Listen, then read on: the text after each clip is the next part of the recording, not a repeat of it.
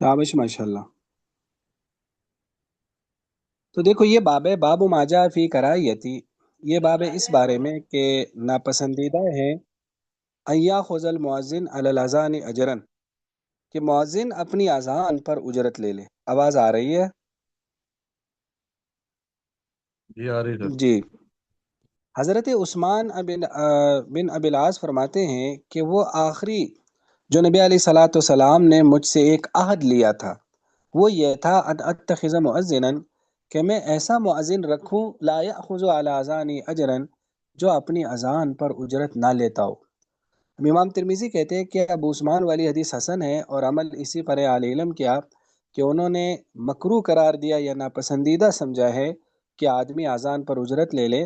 वस्तहब्बु लिल मुअज्जिन, और मुअज्जिन के लिए उन्होंने मुस्तहब समझा है या ये पसंद किया है अय्यहतसिब फ़ी अज़ानी, कि वो अपनी अजान में सवाब की उम्मीद रखे।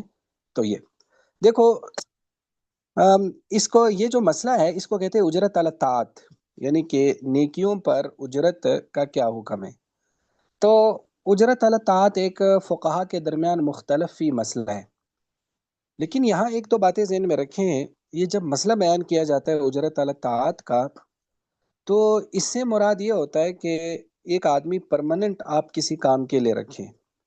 जैसे परमानेंट एक आदमी को इमाम रख लिया, परमानेंट एक आदमी को मौज़िन रख लिया, एक वो उजरत अल तात है। एक ये है कि वैसी कोई मसलन चंद लोग जमा हो गए तो किसी से कहा भाई आप नमाज पढ़ा दें, या सफ़र पे जा रहे किसी से कहा आप अजान दे दें, तो वो तो इबादत महज़ा हैं। उसमें तो बिल इत्तिफाक उजरत नहीं ले सकते। कि मसलन सफ़र पे सारे जा रहे तो किसी से कहा भाई अजान दे दें, हम बाकी वजू कर रहे, तो उसने कहा नहीं, अजान उस वक्त दूंगा जब आप पैसे देंगे। तो वो तो इबादत महज़ा है, उसमें इजाज़त नहीं है। एक ये कि परमानेंट जब किसी को रखा जाता है तो वहाँ दरअसल इबादत के साथ साथ वक़्त भी उसका लगता है, और वो उन लोगों के साथ ख़ास हो जाता है। मसलन एक आदमी जब किसी मस्जिद में उसको मौज़िन रखा जाता है, तो अब उसको अजान उसी मस्जिद में ही देनी है, और उसके लिए उधर ही आना जाना है। वरना तो वो अजान किसी भी मस्जिद में दे सकता है, किसी भी जगह दे सकता है। तो दरअसल वहाँ एक उजरत का मसला आता है कि वो उन लोगों के साथ खास हो गया। तो हम अहनाफ का जो मशहूर मज़हब है वो उजरत अल तात को नाजायज़ कहते हैं, लेकिन मुताखिरीन ने इसकी इजाज़त दी है। फिर इसमें हमारे यहाँ भी दो वर्जन चलते हैं। कुछ लोग इसको यूँ कहते हैं कि ये खुरूज अनिल मज़हब हो गया, कि शवाफ़े वगैरह के मज़हब पर फतवा दिया कि उनके यहाँ उजरत अल तात जायज़ है। उसका फतवा इस तरह से क्यों दिया, ताकि ये जो दीनी काम है ये बिल्कुल ख़त्म ना हो जाए। कि पुराने ज़माने में तो ऐसा होता कि जो दीनदार, जो दीन के काम करने वाले लोग होते थे, उलमा, फुक़हा, आइमा, मुअज्जिनीन, उन सब के बाकायदा वज़ाइफ होते थे, हुकूमत उनकी कफ़ालत करती थी। तो आजकल तो वो कफ़ालत का सिस्टम नहीं है। तो अब ज़ाहिर है आदमी ने तो अपने घर वालों के लिए कमाना भी है। तो अब ये काम छोड़ देंगे ये लोग, तो फिर कौन करेंगे? तो इस दीनी उमूर को बचाने के लिए उजरत अला तात पर फतवा दिया गया कि अब जायज़ है। एक अहनाफ का वर्जन ये है। लेकिन एक दूसरा वर्जन ये कि नहीं, यहाँ भी हम अहनाफ के मज़हब से नहीं निकले। वो इस तरह से कि यहाँ जो आदमी उजरत लेता है वो दरअसल उस तात पर उजरत नहीं लेता, वो दरअसल उस वक़्त पर उजरत लेता है जो उन लोगों को वो वक़्त देता है। या दूसरे लफ्ज़ों में जो वो आने जाने का है, ये जो उनके साथ ख़ास हो गया है, तो उन चीज़ों की उजरत है जो उसमें ख़ास जो काम है, दीनी काम, जैसे नमाज पढ़ाना हो गया, अजान देना हो गया, तरावी पढ़ाना हो गया, या मसलन दर्स देना हो गया, तो वो उसमें शामिल नहीं है। तो ये दोनों वर्जन गोया के चलते हैं। लेकिन बहरहाल देखो, ये बड़ा सेंसिटिव मामला है, यानी एक हसास मामला है, ख़ास तौर पर आले मज़हब के लिए। जो लोग दीन का काम करते हैं, चाहे वो किसी जगह मुअज्जिन है, किसी जगह मुदर्रिस है, किसी जगह जो है ना वो इमाम है, तो अय्यहतसिब फ़ी अज़ानी, जो नबी अलैहिस्सलाम ने हदीस में क्या फरमाया कि अज़ान में सवाब की उम्मीद रखे। तो असल तो चीज़ है कि ये सवाब हो, बाकी को वो सिर्फ अपनी ज़रूरत समझे और ये समझे। अब इसके ज़ाहिर मुख्तलिफ पैमाने हो सकते हैं। किसी एक तो दूसरे पर हमें हुक्म नहीं लगाना चाहिए कि वो शायद पैसों के लिए कर रहा है, उसमें सवाब की उम्मीद नहीं है। इसमें मैं ये अपने शागिर्दों को, अपने अहबाब को ये कहा करता हूँ कि हमें अपनी नीयत को टटोलना चाहिए جو ایک مؤذن ہے اسے خود دیکھنا چاہیے کہ کیا میرے اندر اخلاص ہے. جو ایک مدرس ہے اسے خود اپنی نیت کو ٹٹولنا چاہیے. اور اسی طرح ایک امام کو خود اپنی نیت کو ٹٹولنا چاہیے اور ڈرنا چاہیے. کیونکہ یہ اس طرح سے حساس معاملہ ہے کہ اگر اس کو باقاعدہ اجرت یا نیت پیسوں کی ہو یا نیت اس میں وہ جو بدل ہے اس کی ہو، تو پھر ظاہر ہے قیامت والے دن تو پھر اللہ سے بندہ کیا مانگ سکتا ہے نا. وہ تو کہے گا کہ آپ نے تو اس پر سارا بدل لے لیا، تو اب میرے پاس کیا لینے کے لیے آئے ہو. تو یہ ایک ڈرنے والی بات ہے اور بہت ہی ڈرنا چاہیے. ہمارے اساتذہ ایک بات فرمایا کرتے تھے، وہ تو خیر طالب علمی کے حوالے سے کہا کرتے تھے، لیکن کچھ استاد استادی کا بھی یہ بات کرتے تھے. طالب علم کے حوالے سے ہمارے اساتذہ یہ بات کہا کرتے تھے کہ دیکھو آپ لوگوں نے جو علم حاصل کیا، ظاہر ہے لوگوں کے صدقات اور زکوٰۃ پہ حاصل کیا. یہ جو آپ لوگوں کو کھانا دیا جا رہا تھا، جو آپ لوگوں کا بل پے کیا جا رہا تھا، جو آپ لوگوں کے اساتذہ کی تنخواہیں تھی، تو تم لوگ تو صرف اپنا ذاتی خرچہ کر رہے تھے، باقی جتنا بھی کتابیں سب کچھ تو مدرسہ تمہیں دے رہا تھا. اور ظاہر ہے مدرسے کو کون دے رہا تھا؟ لوگ دے رہے تھے. تو انہوں نے کہا کہ اساتذہ ہمیں یہ فرمایا کرتے تھے کہ یہ عہد کرو کہ مدرسے نے جو 8 سال یا 10 سال یا 12 سال مجھ پہ خرچہ کیا ہے، ایک اندازہ لگا لو کہ اگر اللہ نے مجھے کبھی پیسے دیے تو میں یہ دوبارہ مدرسے کو لوٹاؤں گا تاکہ میری تعلیم میرے ذاتی پیسوں پر ہو. تو اس میں زیادہ ثواب ہے کہ انسان ذاتی پیسوں پر تعلیم کرے. پھر بعض اساتذہ استاد کے حوالے سے بھی یہ کہا کرتے تھے کہ استاد کو یا کسی مؤذن کو یا کسی امام کو یہ بھی ایک نیت رکھنا چاہیے کہ اگر کبھی اللہ تعالیٰ مجھے اتنا دے دے تو میں نے جتنی بھی یہ اجرت لی ہے تو میں یہ سارا واپس کروں گا. واپس کرنے کا مطلب ہے کہ یہ سارا صدقہ کروں گا تاکہ جو ہے نا یہ کام میرے خالص للہ فی اللہ ہو جائے. لیکن بہرحال یہ ایک ظاہر ہے بہت نیکی کا اعلیٰ درجہ ہوگا. لیکن یہ چیزیں ایسی بھی نہیں ہیں کہ یعنی ان چیزوں سے ہم یہ سمجھیں کہ اس کا اخلاص ہی ختم ہو گیا. ایسا نہیں ہے. دیکھو ایک اگر ہم یہ سوچیں کہ دین کا بدل یہ چیزیں بنی نہیں سکتی نا. اگر ایک آدمی اگر کسی کو قرآن پڑھا رہا ہے اور وہ ان کو مثلا 10,000 دے رہے ہیں، تو قرآن اور 10,000 کا تو کوئی میچنگ ہی نہیں ہے نا. اسی طرح ایک آدمی نماز پڑھا رہا ہے اور محلے والے انہیں کوئی 6-7 ہزار 50,000 لاکھ بھی دے رہے ہو، تب بھی نماز اور اس کا تو کوئی میچ ہی نہیں ہے نا. تو اس لیے اس کو بدل سمجھنا ہی نہیں چاہیے. نہ ان کو سمجھنا چاہیے جو دے رہے ہیں، نہ ان کو سمجھنا چاہیے جو لے رہا ہے. سب کو بس یہ کرنا چاہیے کہ بس ہم تو دین کا کام کر رہے ہیں، تو چونکہ ہم ان کو ٹائم دے رہے ہیں تو چلو یہ ہمیں جو ہے نا ہماری خدمت کر رہے ہیں، یہ ہمیں وظیفہ دے رہے ہیں اور یہ ہمیں یہ دے رہے ہیں. تو بہرحال یہ ایک حساس معاملہ ہے اور یہ دینی طبقوں کے لیے کہ وہ بار بار اپنی نیت کو ٹٹولیں، بار بار اپنی نیت کو جو ہے نا اس کو بار بار اس طرح سے کریں کہ وہ خالص ہو جائے. ظاہر ہے ہو سکتا ہے شروع میں نیت خالص ہو، بعد میں پھر اس طرح سے ہو جائے. لیکن دوسری طرف اگر ہم دیکھیں اس کے بغیر چارہ بھی نہیں ہے نا. یعنی اب اگر ایک آدمی جو ہے نا وہ کہتے ہیں نہیں میں نے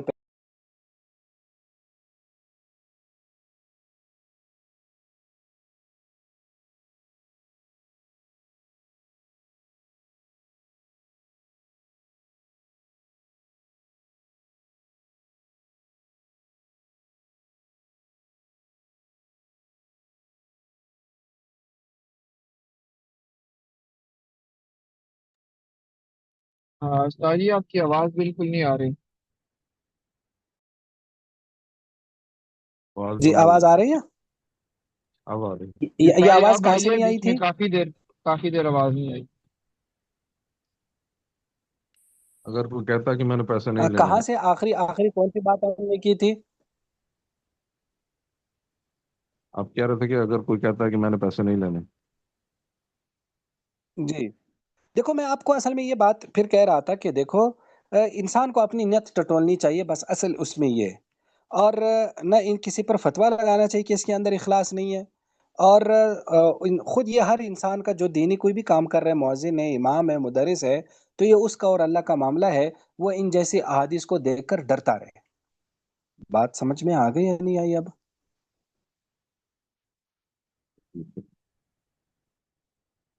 جی استاد جی۔ چلو جی پڑھیں آگے. باب ما يقول إذا أذن المؤذن من الدعاء. وبه قال حدثنا قتيبة قال حدثنا الليث عن الحكيم عن الحكيم بن عبد الله بن قيس عن عامر بن سعد عن سعد بن أبي وقاص رضي الله عنه عن رسول الله صلى الله عليه وآله وسلم قال من قال حين يسمع مؤذنا حين يؤذن وأنا أشهد أن لا إله إلا الله وحده لا شريك له وأن محمدا عبده ورسوله رضيت بالله ربا وبالإسلام دينا وبمحمد رسولا غفر الله له ذنوبه. قال أبو عيسى هذا حديث حسن صحيح غريب لا نعرفه إلا من حديث الليث بن سعد عن حكيم بن عبد الله بن قيس.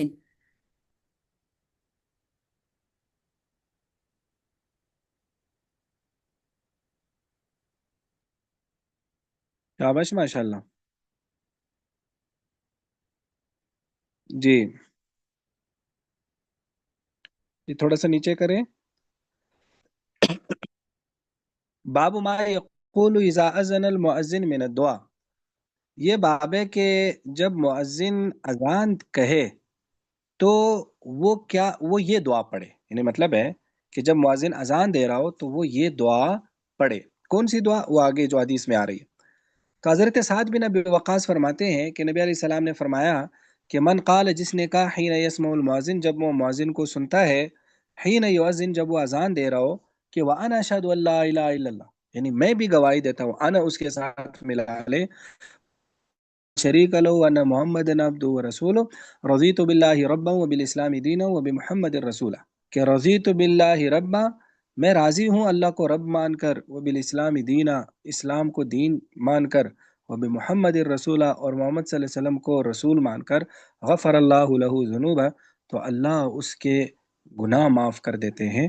तो बड़ी एक बेहतरीन हदीस है। जब ख़ास तौर पर जब शहादतैन हो तो उसके दरमियान ये पढ़ा जाए, इसकी ये तशरीह की गई है। तो कभी कभार मौका मिले तो इसे पढ़ लेना चाहिए। जी, आगे हैं।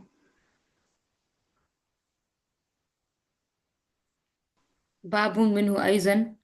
وبه قال حدثنا محمد بن سهل بن عسكر البغدادي وإبراهيم بن يعقوب قال حدثنا علي بن عياش قال حدثنا شعيب بن أبي حمزة قال حدثنا محمد بن المنكدر عن جابر بن عبد الله رضي الله عنه قال قال رسول الله صلى الله عليه وآله وسلم من قال حين يسمع النداء اللهم رب هذه الدعوة التامة والصلاة القائمة آت محمدا الوسيلة والفضيلة وابعثه مقاما محمودا الذي وعدته إلا حلت له الشفاعة يوم القيامة.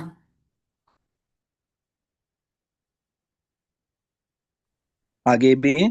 काला قال अबू ईसा, أبو आगे भी है। قال أبو عيسى حديث جابر حديث حسن غريب من حديث محمد بن المنكدر لا نعلم أحدا رواه غير شعيب بن أبي حمزة. शाबाश माशाल्लाह। बाब मिन वाइजन का मतलब है इसी दुआ के सिलसिले में एक और बाब है। तो हज़रत जाबिर बिन अब्दुल्लाह रज़ियल्लाहु ताला अन्हु फरमाते हैं कि नबी अलैहिस्सलातु वस्सलाम ने फरमाया, मन काला, जिसने कहा, हीन यसमउ निदा, निदा लफ्ज़ है, नदा नहीं, जिसने अजान सुनी तो फिर उसने ये दुआ पढ़ी, अल्लाहुम्मा रब्ब हाज़िहि दावति ताम्मा, ए इस मुकम्मल दावत के रब, व सलातिल काइमा, और ये जो अभी नमाज खड़ी होने वाली है उसके रब, आति मोहम्मद, आप दे दें मोहम्मद सल्लल्लाहु अलैहि वसल्लम को अल वसीला, वसीला, वल फजीला, और फजीलत, व बासहु मकाम महमूद, और उसे उस मकाम महमूद पे उन्हें पहुंचा दे जिनका आपने उनसे वादा किया। जो ये दुआ पढ़ता है, फरमाया हल्लत लहु शफात यौमल क़ियामा, उसके लिए नबी अलैहि सलाम की शफात लाजमी हो जाएगी। अब इमाम तिरमिज़ी कहते हैं कि हदीस से जाबिर हसन गरीब है, मोहम्मद बिन मुनकदिर के तुरुक से ये हदीस मरवी है। वला नअलमु अहदन, हम किसी को नहीं जानते जिसने इसको रिवायत किया हो सिवाय शुएब बिन अबी हमजा की। देखो, ये दुआ बड़ी बेहतरीन किस्म की दुआ है। बाज़ अहादीस में दुरूद शरीफ भी आ रही है, तो इसलिए पहले दुरूद शरीफ पढ़े, फिर ये दुआ पढ़े। और ये आपको पता होगा कि मकाम महमूद दरअसल एक ख़ास शफात का मकाम है जो नबी अलैहिस्सलातु वस्सलाम को अल्लाह ताला देंगे, उसी को वसीला भी कह देते हैं। तो ये हम ये दरअसल नबी अलैहि सलाम के लिए मांग रहे, तो जाहिर है हमारे मांगने से तो नबी अलैहि सलाम को तो पहले से वो मिला हुआ है ना। तो लेकिन जब हम मांगेंगे तो उसका फ़ायदा हमें मिलेगा, यानी नबी अलैहि सलाम की जो शफाअत है, जो तवज्जो है, वो मिलेगी। तो इसलिए इस दुआ का ख़ास तौर पर एहतिमाम करना चाहिए। जी, आगे। باب ما جاء أن الدعاء لا يرد بين الأذان والإقامة. وبه قال حدثنا محمود قال حدثنا وكيع وعبد الرزاق وأبو أحمد وأبو نعيم قالوا حدثنا سفيان عن زيد العميجي عن أبي إياس معاوية بن قرة عن أنس بن مالك رضي الله عنه قال قال رسول الله صلى الله عليه وآله وسلم الدعاء لا يرد بين الأذان والإقامة. قال أبو عيسى حديث أنس حديث حسن، وقد رواه أبو إسحاق المهداني عن بريد بن أبي مريم عن أنس رضي الله عنه عن النبي صلى الله عليه وآله وسلم مثل هذا. في نسخة العلامة أحمد شاكر زيادة بعد قول حسن صحيح. شعيب بن أبي حمزة عن محمد بن المنكدر أبو حمزة اسمه دينار.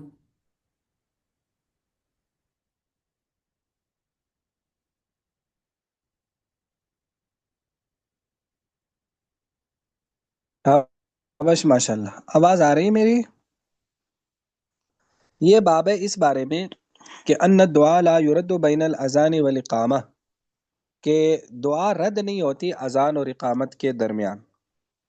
आवाज आ रही है या नहीं आ रही? आ रही थी। आ रही है। ये आ जी, रही है उस्ताद जी आवाज से। तो हजरत अनस बिन मालिक फरमाते हैं कि नबी अलैहि सलाम फरमाया अद्दुआ ला युरद्दु, दुआ रद्द नहीं होती अजान और इकामत के दरमियान।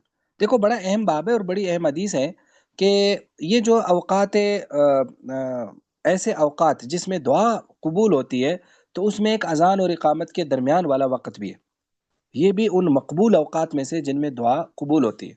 तो लिहाजा जैसे ही बंदा अपने मोहल्ले की अजान सुने, तो जब तक नमाज खड़ी नहीं होती उसके दरमियान में कहा जाता है कि ख़वातीन को भी, मर्दों को भी, या जो नमाज के लिए नहीं जा रहे उनको भी दुआएं मांगनी चाहिए, और इन दुआओं का बड़ा फ़ायदा है। यहाँ एक और बात ज़हन में रखें कि क्या इन दुआओं में हाथ उठाना चाहिए या नहीं। तो बस उसूल हमने अपने असातिज़ा से इस हवाले से ये बात सुनी थी, और बाज़ किताबों में भी फिर वो आई है कि जो तो अदइया मासूरा है, जो किसी मौके की दुआ है, जैसे अजान के बाद की दुआ, या खाने की बात की दुआ, या मस्जिद में दाखिल होने की दुआ, तो अदइया मासूरा में हाथ ना उठाए।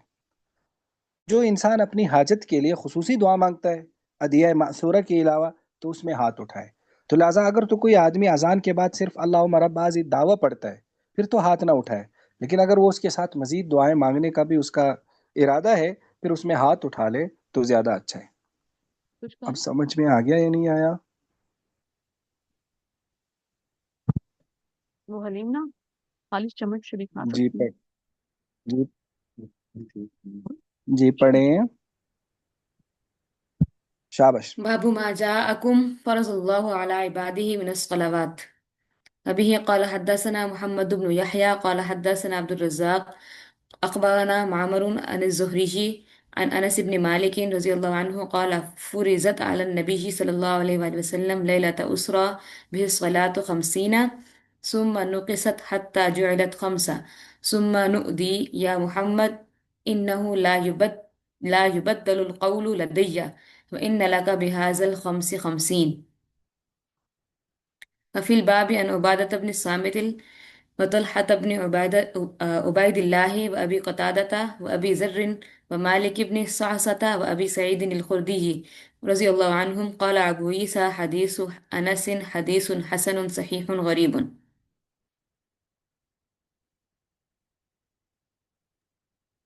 शाबाश माशाल्लाह। ये बाब है बाबू माजा फी कम फ़रज़ल्लाहु अला इबादी मिनस सलावात, कि अल्लाह ताला ने अपने बंदों पर कुल कितनी नमाजें फ़र्ज की थी, यानी शुरू में कितनी नमाजें फ़र्ज हुई थी। तो हज़रत अनस बिन मालिक कहते हैं कि नबी अलैहिस्सलातु वस्सलाम पर फ़र्ज हो गई थी लैलतन, उस रात, उसरी भी, जिसमें आपको इसरा कराया गया, आपको मेराज कराई गई। अस्सलातु जो नमाज है, खमसीन 50, सुम्मा नुक़िसत फिर वो कम होती गई, सुम्मा जुइलत खमसन फिर वो 5 बना दी गई, सुम्मा नूदिया फिर अल्लाह की तरफ से पुकारा गया कि या मोहम्मद सल्लल्लाहु अलैहि वसल्लम इन्नहु ला युबद्दलुल क़ौलु लदय्या, अल्लाह ने फरमाया कि मेरे यहाँ बात तब्दील नहीं होती, व इन्न लक बिहाज़ल खम्सी खमसीन, आपको इस 5 के बदले में 50 का सवाब मिलेगा। तो वह कि नमाजें तो 5 है,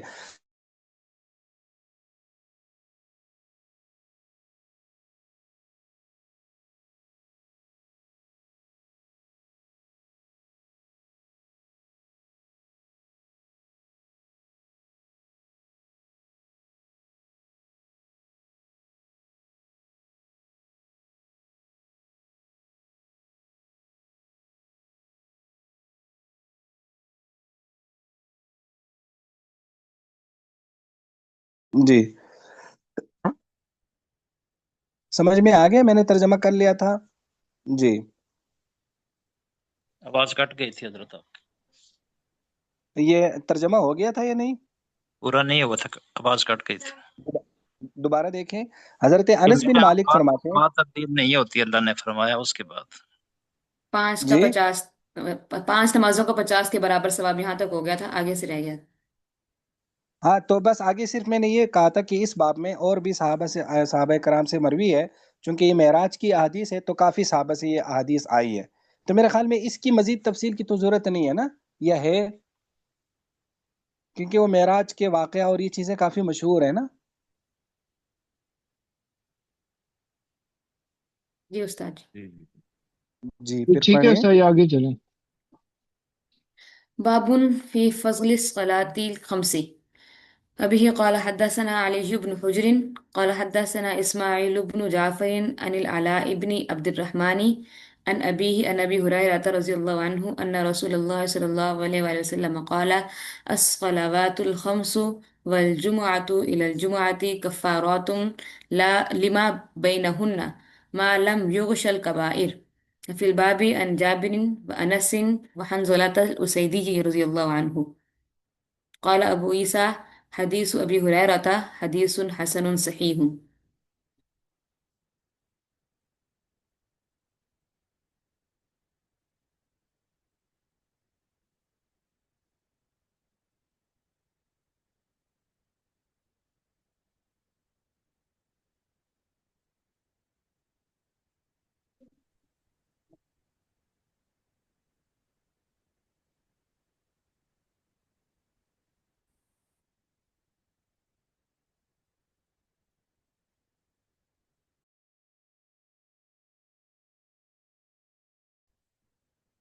جی عبارت پڑھ لی ہے؟ جی پڑھ لیا۔ جی باب فی فضل الصلوات الخمس، کہ 5 نمازوں کی فضیلت۔ تو حضرت ابو ہریرہ فرماتے ہیں کہ نبی علیہ السلام نے فرمایا الصلوات الخمس، 5 نمازیں، والجمعۃ الی الجمعہ، اور ایک جمعے سے لے کر دوسرے جمعے تک، یعنی جب انسان جمعہ پڑھتا ہے، کفارات، یہ گناہوں کو کی معافی کا ذریعہ ہے، لما بینہن، جو بھی ان کے درمیان انسان سے گناہ ہوتے ہیں، ما لم یغش الکبائر، جب تک وہ کبائر کا ارتکاب نہ کرے، یعنی جب تک وہ کبائر نہیں کرتا تو صغائر گناہ معاف ہو جاتے ہیں۔ یہ اگر آپ کو یاد ہوگا، ہم نے بالکل ترمذی شریف کے شروع میں اس پر بحث کی تھی، یاد ہے یا نہیں؟ وہاں جو وضو والی احادیث آئی تھی، وہاں ہم نے اس پر بحث کی تھی۔ یہ کسی کو یاد آیا کچھ یا نہیں؟ جی جی استاد جی، یہی کہ اس قسم کے جو فضائل والی احادیث ہیں وہ صغیرہ گناہوں کے لیے ہیں، ہاں، صغیرہ گناہوں کے لیے، کبیرہ بالکل۔ گناہ کے لیے جی توبہ ضروری جی جی۔ شابش، پڑھیں پھر آگے۔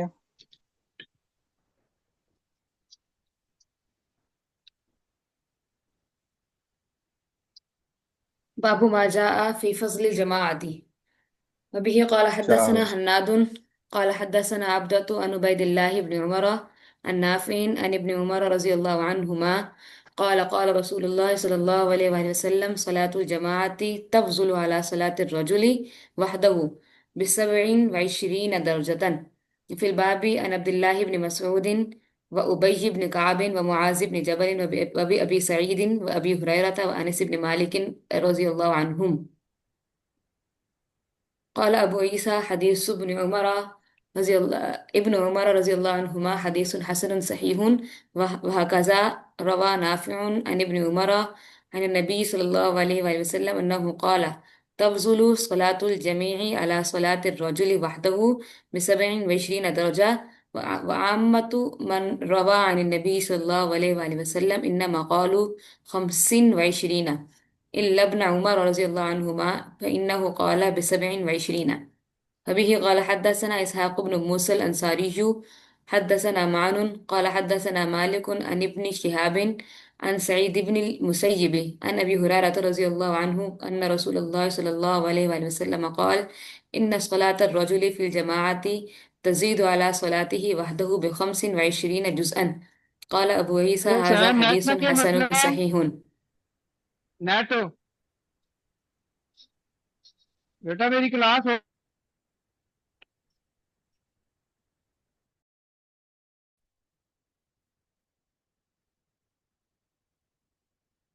کیا بس یہ عبارت ہو گئی ہے؟ جی جی استاد جی. جی دیکھیں، باب ما جاء فی فضل الجماع، جماعت کی فضیلت کے بارے میں حضرت ابن عمر فرماتے ہیں کہ نبی علیہ السلام نے فرمایا صلاۃ الجماعت، جماعت کی نماز تفضل، یہ فضیلت رکھتی ہے علی صلاۃ الرجل واحدہ، اکیلے آدمی کی نماز پر، بسبع و عشرین درجہ، 27 درجے، یعنی 27 درجے یہ بڑھی ہوئی ہے یہ نماز. آگے امام ترمذی کہتے ہیں کہ اس باب میں حضرت عبداللہ بن مسعود، ابی بن کعب، معاذ بن جبل، حضرت ابو سعید، حضرت ابو ہریرہ، حضرت انس بن مالک رضی اللہ عنہ سے روایات ہے. قال ابو عیسیٰ، امام ترمذی کہتے ہیں کہ ابن عمر والی حدیث حسن صحیح ہے، اور ایسی نافع نے عن ابن عمر عن النبی صلی اللہ علیہ وسلم انه قال کہ تفضل صلاۃ الجمی، اس میں جمی کا لفظ ہے کہ اس کا مطلب یہ جماعت کے اکٹھے نماز پڑھنے کی فضیلت اکیلے نماز والے پر 27 درجے. اور جو عام روات نے جو نبی علیہ السلام سے روایت کیا، انہوں نے 25 کا لفظ بولا ہے، یعنی انہوں نے 25 درجے کا بولا ہے، اس میں 27 کا آ رہا ہے. اللہ ابن عمر، سوائے ابن عمر کی اس حدیث کے، انہوں نے بسبع و عشرین کا. اور اگلی حدیث حضرت ابو ہریرہ سے رضی اللہ عنہ کے نبی علیہ السلام نے فرمایا ان صلاۃ الرجل فی الجماع، کہ آدمی کی جماعت کے ساتھ نماز پڑھنا یہ اکیلے نماز پڑھنے پر 25 درجے زیادہ ہے. تو امام ترمذی کہتے ہیں یہ حدیث حسن صحیح ہے. دیکھو، یا تو دونوں حدیثیں صحیح ہو سکتی ہے، 25 والی بھی صحیح ہے، 27 والی بھی صحیح ہے. اب اس میں یہ ہے کہ کسی کو 25 ملے گا، کسی کو 27 ملے گا. ظاہر ہے یہ جماعت اور جماعت کرانے والا اور جماعت کی کیفیت، اور انسان کتنی دور سے جماعت کے لیے جا رہا ہے، اور اسی طرح کتنے فارغ اوقات یا کتنی مصروفیت سے وہ وقت نکال کر جماعت کے لیے جا رہا ہے، تو یہ ساری چیزیں میٹر کرتی ہیں. تو ان سب کے حساب سے گویا کہ بعضوں کو 25 درجات اور بعضوں کو 27 درجات ملے گا. یا پھر یوں کہہ سکتے کہ لفظ تو 25 درجات کا ہے، حضرت ابن عمر کی حدیث میں کسی راوی سے انہیں اس کو 27 درجے میں بدل دیا. ایک تو یہ بات ذہن میں رکھیں. دوسرا، ان احادیث میں ایک اور بحث بھی ہے کہ یہ جو جماعت کی نماز کی فضیلت ہو رہی ہے، کیا یہ مسجد کی جماعت کی بات ہو رہی ہے یا مطلق جماعت کی بات ہو رہی ہے؟ یعنی مطلق جماعت سے مراد ہے کہ کوئی آدمی مثلا دکان میں جماعت کروائے، کوئی آدمی جو ہے نا کسی بھی جگہ راستے میں کچھ لوگ جو ہے نا، مسجد نہیں ہے لیکن کچھ لوگ بیٹھے ہوئے تو انہوں نے وہیں جماعت کروا لی. تو دیکھو، ان احادیث میں مسجد کا لفظ نہیں ہے، لیکن بعض احادیث میں مسجد کا بھی لفظ ہے. تو اس لیے زیادہ تر علماء کہتے ہیں کہ یہ مسجد کی جماعت کی فضیلت ہے. ہاں، اگر کوئی آدمی مسجد کے علاوہ جماعت کرائے گا تو اس کی فضیلت تو ہے اکیلے نماز پڑھنے والے پر. اب وہ کتنی ہے اس کو تو زیادہ بیان نہیں کیا جا سکتا، لیکن اکیلے سے بہرحال افضل ہے. لیکن بعض علماء کہتے کہ نہیں، چونکہ ان احادیث میں جماعت کا لفظ مطلق ہے، تو لہٰذا مسجد کی جماعت کی تو فضیلت ہے ہی. جماعت کا لفظ چونکہ مطلق ہے تو اس لیے پھر مسجد ہو نہ ہو، دونوں صورتوں میں یہ ثواب ملے گا. ہاں، مسجد کی ظاہر ایکسٹرا ثواب الگ ہوگا، لیکن جماعت کی نماز کی یہی فضیلت ہے. یہ دوسری بات بھی سمجھ میں آ گئی یا نہیں آئی؟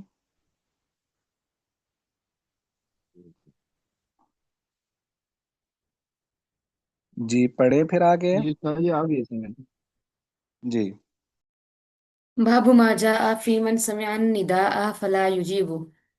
وبه قال حدثنا هناد قال حدثنا وكيع عن جعفر بن برقانة عن يزيد بن الأصم عن أبي هريرة رضي الله عنه عن النبي صلى الله عليه وآله وسلم قال لقد هممت أن آمر فتيتي أن يجمعوا هزم الحطب ثم آمر بالصلاة فتقام ثم أهرق على أقوام لا يشهدون الصلاة. في الباب عن ابن مسعود وأبي الدرداء وابن عباس ومعاذ بن أنس وجابر رضي الله عنهم. قال أبو عيسى حديث أبي هريرة رضي الله عنه حديث حسن صحيح. وقد روي عن غير واحد من أصحاب النبي صلى الله عليه وآله وسلم أنهم قال من سمع النداء فلم يجب فلا صلاة له. قال بعض أهل العلم هذا على التغليظ والتشديد ولا رخصة لأحد في ترك الجماعة إلا من عذر. قال مجاهد وسئل ابن عباس عن رجل يصوم النهار ويقوم الليل لا يشهد جمعة ولا جماعة فقال هو في النار. حدثنا بذلك هناد حدثنا محاربي عن ليس عن مجاهد. ومعنى الحديث ألا يشهد الجماعة والجمعة رغبة عنها واستخفافا لحقها وتهاونا بها.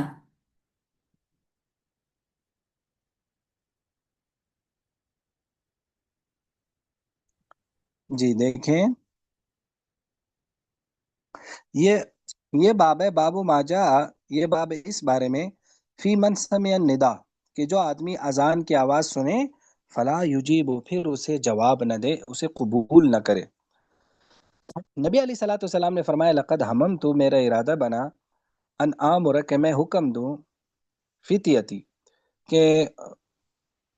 کہ میں حکم دوں کچھ نوجوانوں کو، ان یجمعوا حزم الحطب، کہ وہ لکڑیوں کا ایک گٹھا یہ اکٹھا کرے، ثم آمر بصلاۃ، پھر نہ میں نماز کا حکم دوں، فتقام، نماز کھڑی کر دی جائے، ثم احرق علی اقوام، پھر میں ان لوگوں کے گھروں کو جلاؤں، لا یشہدون الصلاۃ، جو نمازوں میں حاضر نہیں ہوتے۔ تو اس باب میں حضرت عبداللہ بن مسعود، حضرت ابو الدرداء، حضرت ابن عباس، حضرت معاذ بن انس، حضرت جابر رضی اللہ عنہ سے روایات ہیں۔ امام ترمذی کہتے ہیں کہ ابو ہریرہ والی حدیث حسن صحیح ہے، اور وقد روی، اور مروی ہے بہت سارے نبی علیہ السلام کے صحابہ وغیرہ سے، کہ من سمع النداء، جو اذان کی آواز سنے پھر اس کو جواب نہ دے، قبول نہ کرے، تو اس کی نماز نہیں ہوتی۔ بعض عالم علم کہتے ہیں کہ یہ تغلیظ اور تشدید پر ہے، یعنی یہ جو فرمایا گیا کہ اس کے گھروں کو جلانا ہے، یہ اس کی اس کام کے چھوڑنے کی اس شدت کو بتانے کے لیے۔ ولا رخصتا لأحد، اور کسی کے لیے رخصت نہیں ہے جماعت کے چھوڑنے میں مگر عذر کی وجہ سے۔ امام مجاہد کہتے ہیں کہ ابن عباس سے سوال کیا اس آدمی کے بارے میں جو دن کو روزہ رکھتا ہے، وہ یقوم اللیل، اور رات کو قیام کرتا ہے، نوافل پڑھتا ہے، لا یشہد جمعۃ ولا جماعۃ، لیکن جمعے اور جماعت میں حاضر نہیں ہوتا، فرمایا ہوا فی النار، وہ دوزخ میں، آگ میں جائے گا۔ حدثنا بذلک حناد المحاربی عن لیث عن مجاہد۔ اور حدیث کا معنی یہ ہے کہ ان لا یشہد الجماع، یعنی حضرت ابن عباس کے قول کا مطلب یہ ہے کہ وہ جماعت میں اور جمعے میں حاضر نہیں ہوتا، رغبتاً آنا، اس سے بے رغبتی کرتے ہوئے، اس سے گویا کہ اس کو شوق ہی نہیں ہے وہاں جانے کا، وہ استخفافا بحقها، اور اس کا جو ایک حق ہے اس کو ہلکا سمجھتے ہوئے، وہ تہاونا بہا، اور اس بارے میں سستی کرتے ہوئے جو ایسا کرے گا، تو حضرت ابن عباس کی حدیث اس سے متعلق ہے۔ دیکھو جماعت کی نماز کی کیا حیثیت ہے، اس میں فقہا کے کافی سارے اقوال ہیں۔ تو مثلا اس میں بعض لوگوں کا مثلا یعنی اگر ہم سب کو دیکھیں تو مثلا امام احمد رحم اللہ کی طرف منسوب ہے کہ ان کیا فرض عین ہے، اور ان کا ایک قول یہ کہ ان کی نماز ہوتی ہی نہیں اکیلے آدمی کی نماز، جبکہ امام شافعی رحم اللہ کا ایک قول فرض کفایہ کا ہے کہ جماعت کی نماز جو یہ فرض کفایہ ہے۔ فرض کفایہ کا مطلب ہے کہ چند لوگوں نے مسجد میں جماعت پڑھ لی تو سارے محلے کے ذمے سے اتر گئی۔ اور ایک ان کا مشہور قول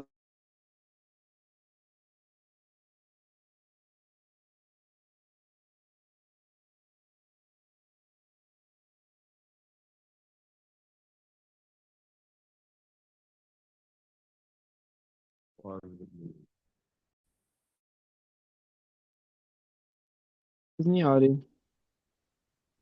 جی آواز آ رہی ہے؟ یہ امام شافعی رحم اللہ کا قول سمجھ میں آ گیا تھا؟ ان کا ایک مشہور قول سے آدھا ہوا تھا پھر آواز کٹ گئی تھی۔ منصور قول جی ہاں، امام شافعی رحم اللہ کا ایک قول میں آپ کو بتا رہا تھا فرض کفایہ کا ہے۔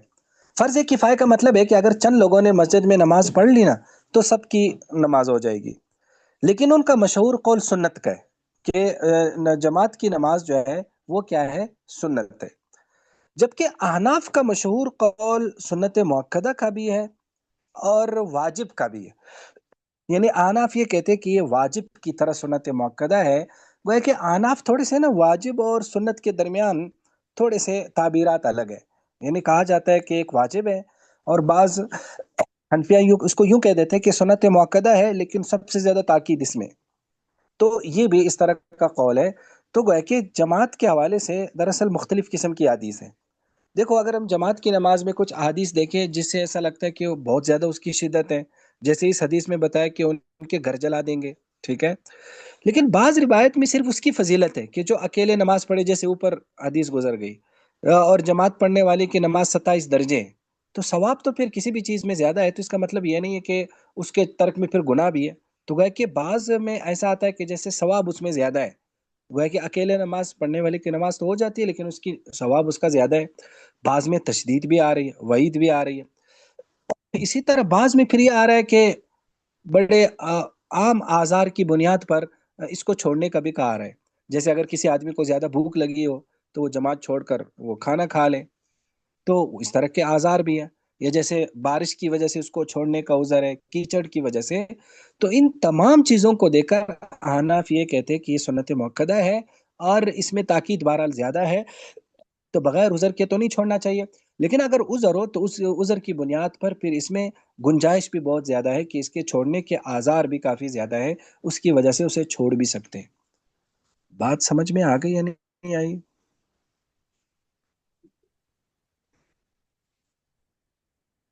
دیکھو مجھے از خود جو نا، اگر آپ مجھ سے پوچھیں، مجھے از خود یہ فرض کفایہ والا زیادہ اچھا لگتا ہے، یہ سنت کفایہ، کہ یہ تو فرض کفایہ ہے یا سنت کفایہ ہے.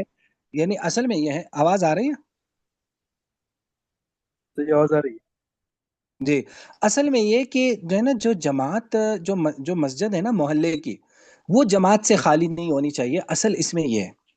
تو اب یہ جو احادیث ہے جس میں گھروں کے جلانے کا حکم ہے، تو اس کی پھر تعویل علماء یہ کرتے ہیں کہ یہ اسی زمانے کے ساتھ خاص ہے. دراصل اس زمانے میں منافقین جماعت سے پیچھے رہ جاتے تھے، تو جب مسلمان جماعت میں شریک ہو جاتے تھے تو وہ پیچھے پھر مشورے کرتے تھے، سازشیں کرتے تھے. تو یہ دراصل ان کے لیے وعید ہے جو کسی عذر کی وجہ سے یا ویسی پکا مسلمان ہو لیکن کسی وجہ سے جماعت میں شریک نہ ہو، وہ اس میں مراد نہیں ہے. کچھ لوگ اس طرح سے اس کی تعویل آ کرتے ہیں. جاؤ جی آ پڑھیں. جاؤ. سر اس میں پھر یہ کہ یہ تو ہم نے ساری زندگی یہی سنا کہ آ یہ بہت ضروری ہے، آ جائیں. واجب کے قریب ہے. تو اگر ہم اس کو فرض کفایہ سمجھتے ہیں تو ابھی جو مسجدوں میں حالات ہیں کہ بہت کم ہی نمازی ہوتے ہیں اور لوگ اسی چیز پہ مطمئن ہو جاتے ہیں کہ گھر پہ نماز پڑھ لی ہے، تو یعنی کیا ہم بھی اس کو ایسے لے لیں؟ اور جو ہم اپنے گھروں میں اپنے مردوں پہ تھوڑی وہ کرتے ہیں کہ نہیں نماز پڑھیں مسجد جا کے، بچوں پہ کرتے ہیں، تو یعنی اس میں ہم اگر اتنا نہ بھی سختی کریں تو میرا اٹس اوکے. کیا ایسا نہیں دیکھو اس کی، دیکھو اصل میں دیکھو یہاں جب کسی چیز کی بات ہو رہی ہو نا، یہاں خاص طور پر درس میں، تو اس کا جو ٹھیٹ فقہی حکم ہے وہ بیان کیا جاتا ہے نا. تو ٹھیٹ فقہی حکم کا یہ مطلب نہیں ہے کہ بھائی اب اس کی اہمیت ہی کوئی نہیں ہے. بات سمجھ میں آ گئی؟ مثلا اگر آپ فقہی حوالے سے آنے دیکھیں تو اسنائی تہجد موٹی کے نفل پہ ہے نا. آنند تک ذرا چکر لانے ہوتے کرے نا. یہ یہ اجی اگر کسی ممتاز کا رہے کوئی نا مائک کھلا ہوا میں ہے، یہ مائک اگر بند چکر کر دیں لاس. ان کا، یہ اس کا مائک اگر بند کر دیا جائے یا خود بند کر دیں یہ. جی، تو دیکھو میں آپ کو یہ جنہوں نے سوال کیا ہے کہ دیکھو جب ٹھیٹ فقہی حکم بیان کیا جاتا ہے تو اس کا صرف ایک درجہ متعین کیا جاتا ہے، لیکن اس کی جو اہمیت ہوتی ہے وہ اس سے کم نہیں ہوتی. مثلا دیکھو تہجد کے بارے میں ٹھیٹ فقہی حکم کیا کہ یہ نفل ہے، لیکن تہجد کتنی بڑی نماز ہے کہ انسان تہجد کے بغیر بزرگ بن ہی نہیں سکتا. تمام اولیاء کی نماز ہے اور اس کے کتنے سارے فوائد ہیں تہجد کے. تو فقہا تو یہ کہیں گے کہ یہ نفل ہے، لیکن کیا اس کا یہ مطلب ہے کہ بس یہ نفل ہے پھر اس کی کوئی اہمیت ہی نہیں ہے؟ تو لہٰذا اس کو سنت کہنا، اس کو فرض کفایہ کہنا، یا اس کو واجب کہنا، یا اس کو جو بھی کہیں گے، وہ ایک اس کا درجہ متعین کرنا ہے، لیکن اس کی اہمیت اپنی جگہ بہت زیادہ ہے. اللہ کے دربار میں حاضری ہے، اور جو احادیث آ رہی ہے ظاہر ہے کافی ساری احادیث ہے جماعت کے حوالے سے، تو اس سے وہ اہمیت کم نہیں ہوتی. بات سمجھ میں آ گئی؟ یعنی اگر ایک مرد مسجد میں جاتا ہی نہیں ہے، بچے نہیں جاتے، تو وہ نماز کہاں سے سیکھیں گے پھر؟ ظاہر ہے وہاں تو مسجد میں جا کر اپنی غلطیوں کی اصلاح ہوتی ہے نا. امام صاحب کیسے پڑھاتے ہیں، امام صاحب وہاں کبھی درس قرآن دیتے ہیں، کبھی بیان کرتے ہیں، کبھی کوئی حدیث پڑھتے ہیں، تو پھر تو وہ آدمی دین کے اس سے کٹ گیا نا. وہ اپنے کاروبار میں اپنی جاب میں مصروف ہے، مسجد بھی نہیں جاتا، تو پھر اس کو دین کی بات کون بتائے گا؟ وہ کہاں سے پڑھے گا؟ تو لہٰذا اس کی وہ اہمیت اور حالات کے اعتبار سے اس کی جو ضرورت ہے وہ اپنی جگہ پر ٹھیک ہے، لیکن اس کا ٹھیٹ فقہی حکم اپنی جگہ پر۔ بات سمجھ میں آ گئی یا نہیں آئی؟ جی آ گئی، جزاک اللہ ہاں، خیر۔ تو اس لیے ان دونوں کو مکس کبھی نہ کریں۔ یہ جو ظاہر ہے اس کو یوں سمجھ لیں جیسے مثلا جب کبھی ڈاکٹری کا مثلا سبق پڑھایا جاتا ہے تو اس میں ہر چیز کا حکم بیان کیا جاتا ہے کہ اس کا مثلا اتنا سائیڈ افیکٹس ہے، اس کا یہ ہے، تو اس کا یہ مطلب تو نہیں ہے کہ مثلا اگر کسی گولی کے بارے میں بیان کر دیا جائے کہ اس کا سائیڈ افیکٹ صرف یہ ہے، بس اس کو کھانا ہی شروع کر دیں کہ اس کا سائیڈ افیکٹ صرف تھوڑا سا ہے، بس پھر ہر روز بندہ کھائے۔ ایسا نہیں ہوتا۔ یا کسی گولی کے بارے میں ہے کہ اس کا سائیڈ افیکٹ بہت زیادہ ہے تو اس کو نہ کھائیں، اور جس کی سائیڈ افیکٹس ہے تھوڑے ہیں اس کو بس ہر روز کھانا شروع کر دیں، ایسا نہیں ہوتا نا۔ تو لہٰذا وہ فقہی اور ٹھیٹ حکم الگ ہوتا ہے، اور جو اوور آل اس کی ایک اہمیت ہوتی ہے اس سسٹم میں، وہ الگ چیز ہے۔ تو لہٰذا جماعت کی نماز کی جو ایک اہمیت ہے پورے دین اسلام میں، تو وہ ایک بہت ہی یونیک قسم کی اہمیت ہے جو بہت ہی کمال کی ہے۔ جی پڑھیں۔ باب ما جاء في الرجل يصلي وحده ثم يدرك الجماعة. أبيه قال حدثنا أحمد بن منيع قال حدثنا هشيم قال حدثنا يعلى بن عطاء قال حدثنا جابر بن يزيد بن الأسود عن أبيه رضي الله عنه قال شهدت مع النبي صلى الله عليه وآله وسلم حجته فصليت معه صلاة الصبح في المسجد الخيفي فلما قضى صلاته انحرف فإذا هو برجلين في أخرى القوم لم يصليا معه فقال علي بهما فجيء بهما ترعد فرائصهما فقال ما منعكما أن تصليا معنا فقال يا رسول الله صلى الله عليه وسلم إنا كنا قد صلينا في رحالنا قال فلا تفعلا إذا صليتما في رحالكما ثم أتيتما مسجد جماعة فصليا معهم فإنها لكما نافلة.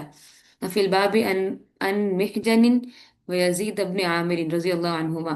قال أبو عيسى حديث يزيد بن الأسود حديث حسن صحيح وهو قول غير واحد من أهل العلم وبه يقول سفيان الثوري والشافعي وأحمد وإسحاق قالوا إذا صلى الرجل وحده ثم أدرك الجماعة فإنه يعيد الصلوات كلها في الجماعة. فإذا صلى الرجل المغرب وحده ثم أدرك الجماعة قالوا فإنه يصليها معهم ويشفع بركعة والتي صلى وحده هي المكتوبة عندهم.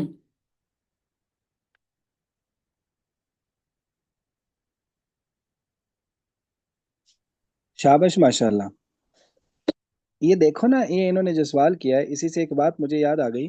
غالباً مولانا طارق جمیل صاحب دامت برکاتہم العالیہ، ان کی کوئی، میں نے کسی سے ان کی کوئی بات سنی تھی، یعنی روایت بالمعنی ہی ہے، تو انہوں نے فرمایا کہ یہ جو ہمارے مدرسے کے طلباء ہیں ان کے اعمال میں کمزور ہونے کی وجہ ایک یہ بھی ہے کہ ان کو وہ فقی پڑھائی جاتی ہے کہ یہ مستحب ہے اور یہ سنت ہے، اور یہ جو ہے بس یہ صرف یہ کام تو صرف مکروہ ہے، تو اس طرح سے اس طرح سے ان کو پڑھا دیے جاتے ہیں۔ جب فضائل کے ابواب آتے ہیں جس میں رقاق، کتاب الرقاق ہماری کتابوں میں آتا ہے جس میں اعمال کی اہمیت بتائی جاتی ہے، یا کتاب الآداب، یہ جو فضائل کے ابواب ہوتے ہیں تو اس میں ہمارے ہاں صرف اس کو پڑھ دیا جاتا ہے، اس کی تلاوت کر دی جاتی ہے کہ اس میں تو مسائل ہے ہی نہیں، چلو پڑھو، پھر ترجمہ بھی نہیں کیا جاتا۔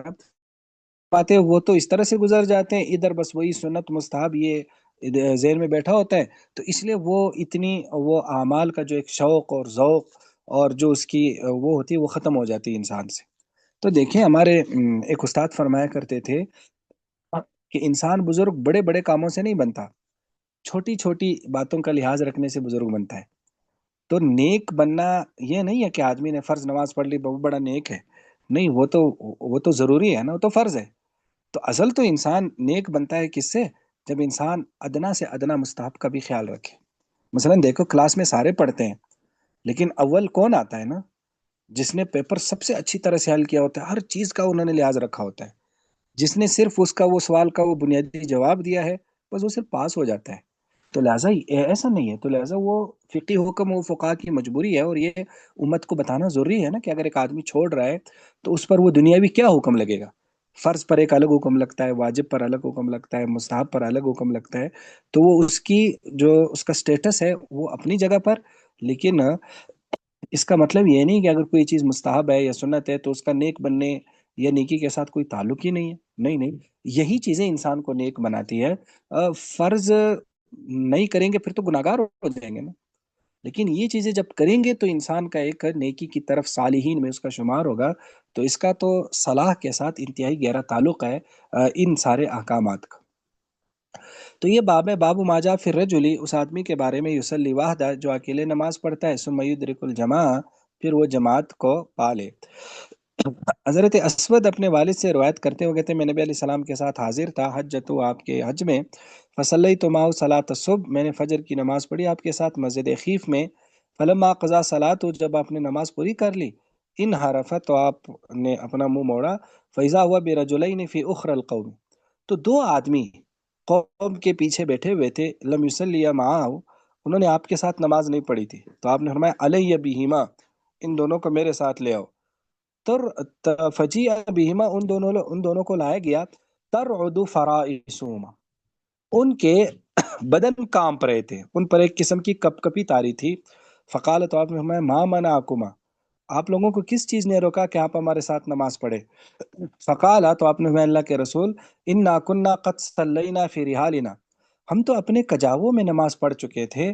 فقال، آپ نے فرمایا فلا تفعلا، اس طرح سے نہ کرو، اذا صلیتما، جب تم نماز پڑھو اپنے کجاووں میں، ثم اتیتما مسجد جماع، پھر تم جماعت کی نماز میں آؤ، فصلیا معہم، تو ان کے ساتھ نماز پڑھو، فإنہا لکما نافلہ، کیونکہ یہ نماز تمہارے لیے نفل بن جائے گی۔ آگے امام ترمذی کہتے ہیں کہ وہ فی الباب عن محجن و یزید ابن عامر، تو امام ترمذی کہتے ہیں کہ یزید بن اسد والی حدیث حسن صحیح ہے، اور یہ بہت سارے اہل علم کا قول ہے، اور یہی سفیان ثوری، شافعی، احمد اسحاق کا، کہ جب آدمی اکیلے نماز پڑھے، ثم ادرک الجماع، پھر وہ جماعت کو پالے، تو وہ تمام نمازیں لوٹائے گا جماعت میں۔ اور جب انسان مغرب اکیلے پڑھ لے پھر جماعت میں آ جائے، تو کچھ فقہا تو کہتے ہیں کہ اس کے ساتھ پڑھے، ویشفع برکعۃ، اور ایک رکعت کے ساتھ اسے شفع بنا لے، یعنی مغرب کی تو 3 طاق رکعتیں نا، تو 3 تو نفل نہیں ہوتی، تو پھر کیا کرے، ایک رکعت مزید پڑھ لے، 4 بنا لے۔ والتی صلی وحدہ ہی المکتوبہ عندہم، اور جو اس نے اکیلے نماز پڑھی وہ کیا ہو جائے گی، فرض ہو جائے گی۔ یہ ترجمہ سمجھ میں آ گیا یا نہیں آیا؟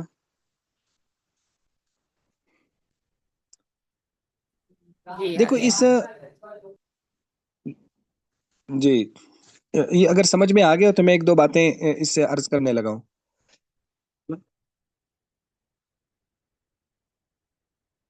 آواز آ ہی جی نہیں رہی ٹھیک ہے کسی جی، کی؟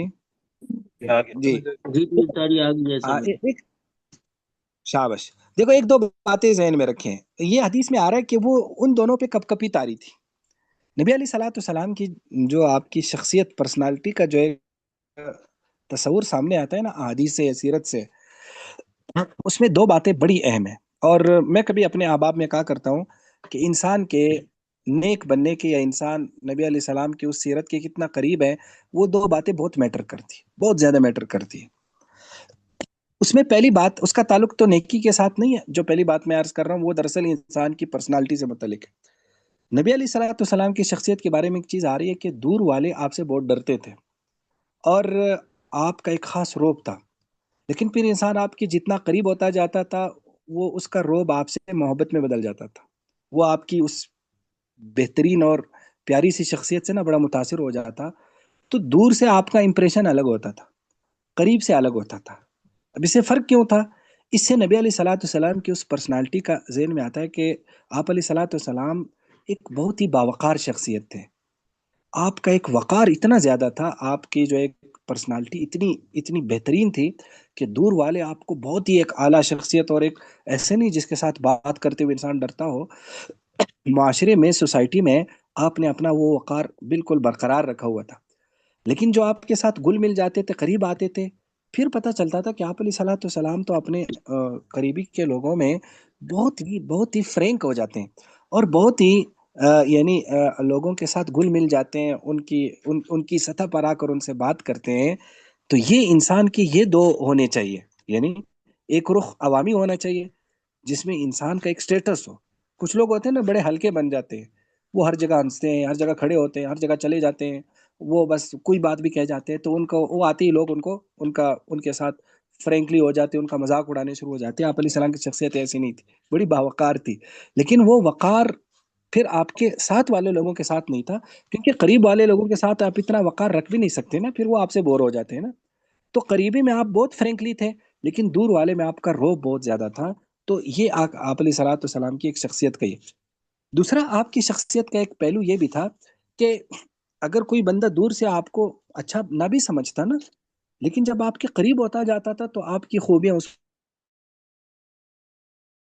پر کھلتی جاتی تھی.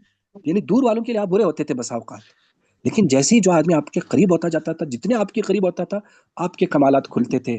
تو ایک نبی کی شخصیت گویا کہ ایک اچھے ہونے کی شخصیت کا معیار کیا ہے کہ وہ اچھا ہے، دور والوں سے کبھی مت معلوم کرو، اس کے قریب والے اس کو کیسے سمجھتے. اصل انسان کے نیک ہونے کا اور اچھے ہونے کا معیار یہ ہے.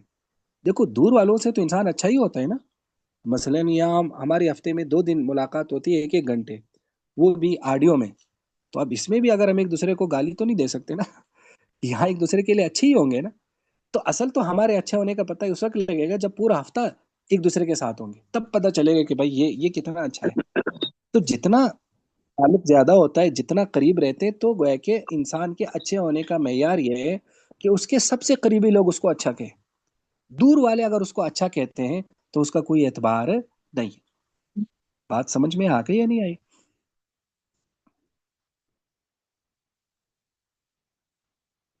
ٹھیک ہے. تو یہاں بھی دیکھو وہ لوگ اس لیے ان پہ کپ کپی تاری تھی. وہ دور والے ہیں، اجنبی سے لوگ تھے. ظاہر نبی علیہ السلام پر ایمان تو لائے تھے، صحابہ تو تھے، لیکن اتنا آپ کے اس دربار میں یا آپ کے پاس اتنا زیادہ آنا جانا نہیں لگا رہتا تھا. تو آپ کی وہ شخصیت ان پر برقرار تھی، تو اس لیے وہ جب ان کو قریب لایا گیا تو وہ کپ کپا رہے تھے کہ پتہ نہیں نبی علیہ السلام کے پاس ہمیں پہلی بار لایا جا رہا ہے قریب، اور آپ نے ہمیں بلایا ہے، پتہ نہیں کیا مسئلہ ہوگا، پتہ نہیں کیا ہوگا. لیکن جو قریب والے ہوتے تھے ان کے آپ علیہ صلاۃ والسلام کے ساتھ ایک عجیب ہی فرینکنیس ہوتی تھی، ایک خاص قسم کا ایک اتنا کہ حیران ہوتا تھا. اور بالکل ایک عجیب و غریب آپ علیہ السلام جب گھر میں آتے تھے تو اور طرح سے ہوتے تھے. جب بالکل قریب کے صحابہ میں آپ بیٹھتے تھے تو آپ کی شخصیت ہی عجیب ہوتی تھی. صحابہ فرماتے ہیں ہم بیٹھے ہوتے تھے عام حالات میں تو ہم آپس میں باتیں کرتے تھے، زمانہ جاہلیت کی باتیں کرتے تھے، اشعار سناتے تھے، نبی علیہ السلام ساتھ بیٹھے ہوتے تھے اور آپ ہنستے تھے ہمارے ساتھ، اور ہم بالکل ایسے عجیب و غریب باتیں کرتے تھے کہ زمانہ جاہلیت میں کوئی ایسا کس نے کیا، ایک دوسرے کو واقعات سناتے تھے. تو قریب کے لوگوں میں آپ نے ان کو اتنا بھی رکھا ہوا تھا. تو یہ جو اگر انسان قریب کے لوگوں میں بھی اس طرح کا رہتا ہے تو ایک مصنوعی شخصیت وہ بن جاتا ہے نا، اور پھر قریب والے لوگ ان سے فائدہ بھی نہیں اٹھا سکتے. تو یہ ایک پرسنالٹی جو آپ علیہ صلاۃ والسلام کی ہے، یہ ایک بڑی عجیب و غریب ہے، اور انسان کو اس کے مطابق خود کو ڈھالنے کی کیا کرنی چاہیے، کوشش کرنی چاہیے. ایک تو یہ. دوسرا اس میں مسئلہ ہے کہ اگر ایک آدمی نے گھر میں نماز پڑھی اور پھر جماعت میں شریک ہو جائے تو اس بات پر تو اتفاق ہے کہ پہلی نماز فرض ہو گئی، بس اب جماعت والی نماز نفل ہے. تو گویا کہ شریک ہونا نہ ہونا اس کو اختیار ہے. پھر یہ بات ائمہ ثلاثہ فرماتے ہیں 5 نمازیں میں شریک ہو جائے. ہاں امام مالک کی طرف یہ منصوبہ ہے کہ وہ کہتے ہیں مغرب میں شریک نہ ہو جائے، کیونکہ مغرب میں تو 3 رکعت نفل تو ہوتے نہیں. جبکہ امام شافعی یہ فرماتے ہیں مغرب میں شریک ہو جائے لیکن پھر ساتھ 1 رکعت کا اضافہ کر لے. لیکن احناف یہ فرماتے کہ صرف زور اور عشاء میں شریک ہوگا بس. فجر اور عصر میں اس لیے شریک نہیں ہوگا کہ اس کے بعد نوافل نہیں ہوتے، اس کے بعد نوافل مکروہ ہے. اور مغرب میں اس لیے شریک نہیں ہوتا کہ 3 نفل نہیں ہوتے. تو ہمارے نزدیک صرف 2 نمازوں میں شرکت ہے. بات سمجھ میں آ گئی یا نہیں آئی؟ استاد جی اس کی تو عربوں کے ہاتھ اکثر مشاہدہ ہوا ہے، لیکن ہمارے حالات میں تو یہ کسی میں بھی میرے خیال میں تو اس کا کوئی تدبیق کا کیا صورت ہے؟ مطلب کبھی کس چیز کی تطبیق؟ مطلب ہمارے ہاں اگر احناف کے ہاں ہے بھی نا تو ہم نے کبھی نہیں دیکھا، مطلب علماء سے بھی کبھی اس طرح نہیں دیکھا کہ مسجد میں آئے ہو اور انہیں جماعت پڑھی ہو، سائڈ پر کمرے پر بیٹھ جاتے ہیں. مطلب عوام الناس کے لیے تھوڑا سا ایک رخصتی کے لیے اگر اس طرح ہاں بالکل. ہمارے یہاں اصل میں نا، ہمارے یہاں چونکہ ہمارے یہاں ایک ہی ہے کہ بس جب پتہ چلے کہ جماعت ہو گئی تو لوگ جاتے ہی نہیں نا.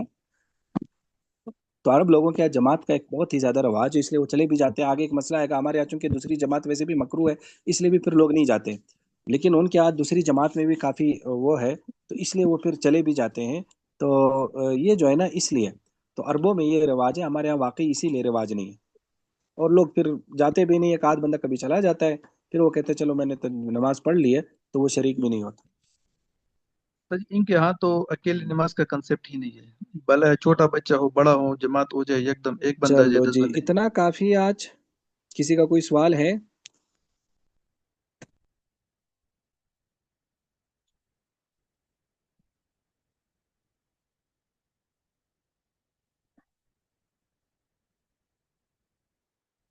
कोई सवाल है तो वो कर सकता है।